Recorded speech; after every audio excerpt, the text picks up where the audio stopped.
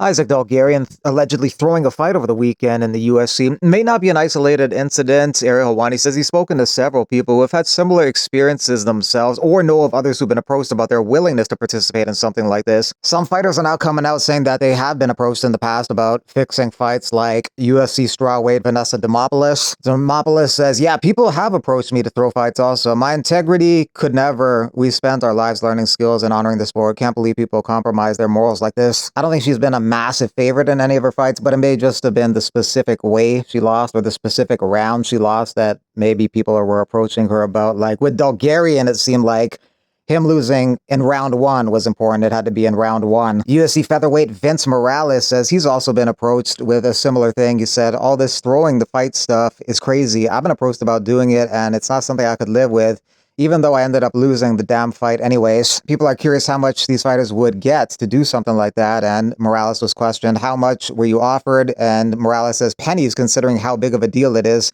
$70,000. The fight that Morales is referring to, where he was offered to throw the fight, was against Chris Gutierrez, and that was in May of 2020, so that was over 5 years back that this was going on. Morales was a slight underdog in that fight, so maybe it was the manner in which he lost that was important, and perhaps the manner or the round in which he lost.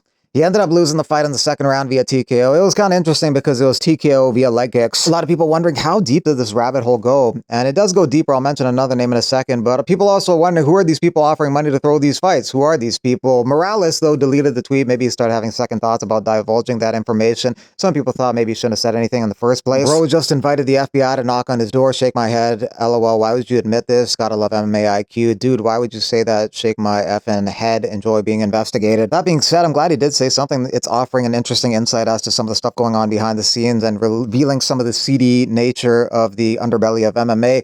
And whoever these people are offering money, they can be persistent because they don't let a no stop them from asking again and again and again. UFC featherweight Lando Venata was offered to throw fights on several occasions. I was approached 7 times to throw a fight. My record reflects my integrity.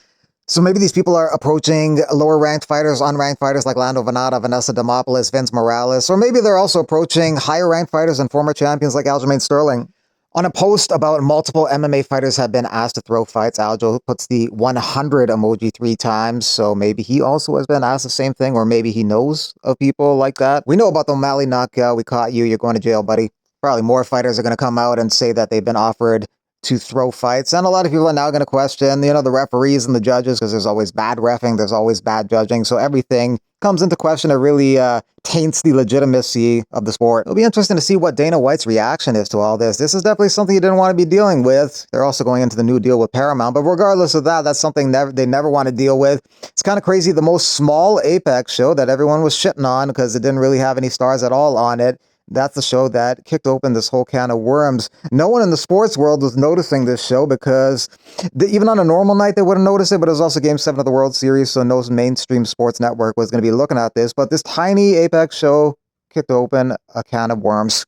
UFC statement on the fight over the weekend. Like many pro sports organizations, UFC works with independent betting integrity service. Our partner monitors wagering on every UFC event and is conducting a thorough review of the facts surrounding the Dalgarian versus Del Valle bout. The UFC spoke with Dalgarian before the fight because all the suspicious line movement that was taking place, but I guess they're satisfied with his responses because they ended up going through with the fight. It ended up being a disaster, and now the credibility of the sport and UFC takes a hit from that incident and all the reports that it's not an isolated case.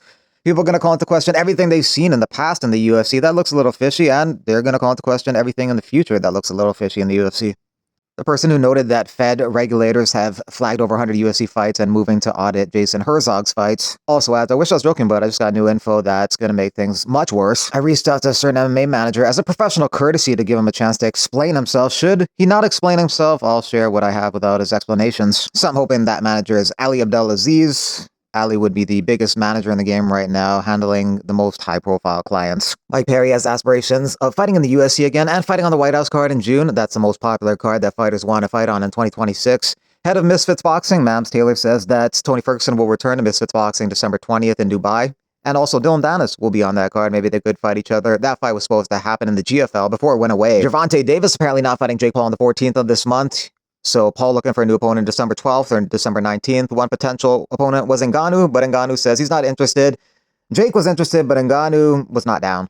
Bo Nickel no longer on the main card. He headlines the prelims of UFC 322 against Rodolfo Vieira. Prior to that, Roman Kopylov versus Gregory Rodriguez. A couple women's fights on the card as well. Erin Blanchfield taking on Tracy Cortez and Fatima Klein taking on Angela Hill. Klein and Blanchfield are teammates and rumored to be a couple, but they've never kind of put that out there publicly. Kevin Vallejos versus Giga Chikadze added to the December 13th card at the UFC Apex. A young pressure fighter in Vallejos taking on the seasoned striker in Giga Chikadze. Vallejos brings pace, volume, and cardio. Giga has that slick kickboxing and dangerous body kicks. Vallejos, if he can close the distance and make it a gritty fight, he could wear Giga down late. But if he stays at too long of a range, Giga's kicks and timing could pick him apart. Good test for Vallejos. A win here would propel him into the rankings. Right now, Giga sits at number 15 at featherweight. The main event of that December 13th card is a flyweight contest between Manal Kopp and Brandon Royval. That should be chaotic. Kopp brings explosive power, sharp counters, and some of the fastest hands in the flyweight division. Royval, he's nonstop pressure and unpredictable scrambles. Early on, Kopp will probably look to stay composed, pick his shots as Royval rushes forward with some wild combos and grappling exchanges. Royval's pace can overwhelm guys, but it also leaves openings for someone as accurate as Manal Kopp to land big counters. We saw some of that at the very end of Royval's last fight against Joshua Van. Waldo Cortez Acosta versus Derek Lewis. That's a fight they could do. It hasn't been done before. It would be an entertaining fight. Waldo is one of the best chins in the division. Derek Lewis is one of the hardest hitters in the division. So pretty entertaining. Kind of like how Lewis fought Roy Nelson back in the day, who had a really good chin. And he took some big shots from Lewis, but still hung in there. Waldo and Lewis are also close in the rankings. 6 and 8. Waldo 6. Derek Lewis 8. Lewis is still ranked number 8 despite being 5-5 in his last 10 fights, so being a top 10 heavyweight does not require that great of a record. Shiver Me Timbers can't lose Gaethje, talking about retiring if he doesn't get a title shot. I'm completely fulfilled and satisfied with the great fights and moments Gaethje has provided. I feel like I'm complete, I'm full, I don't require any more of him, so if he does decide to call it a day, that's okay. I'm completely satisfied with his body of work. More than satisfied, actually. One of my largest UFC bets this year was like 2 weeks ago when Michael Aswell beat up that guy who showed up to the weigh-in with a severely broken, swollen hand. Lucas Almeida was the fighter, and if you got in early, that was some easy free money and a smart play, but very quickly Aswell became from a slight favorite to a colossal favorite, as a lot of people jumped on that opportunity, but if you were swift with it, it was some easy free money. Sean O'Malley was impressed with Umar Nurmagomedov's performance against Mario Batista. Skill for skill, he thinks he might be the best guy in the division. That is a potential future opponent for O'Malley. O'Malley, it was expected that he'd be fighting Song Yadong next, but maybe that may not be the case. It seems like it's up in the air, at least from O'Malley's point of view. He doesn't have a fight booked yet, so he would maybe entertain an Ayman Zahabi fight after he got called out by him. Umar's skill for skill, I feel like he's one of the best guys in the division, if not the best guy in the division. But, yeah, I mean, the division's so interesting right now. Who does he fight next? Yeah, the whole division. I mean, we got Merab versus Peter coming up. I don't have a fight booked. Umar doesn't have a fight booked. Eamon's calling me out. People are saying I'm fighting Song. It's like, what's gonna happen? Who would you guys rather fight, Song Yadong or fucking Ayman Zahabi?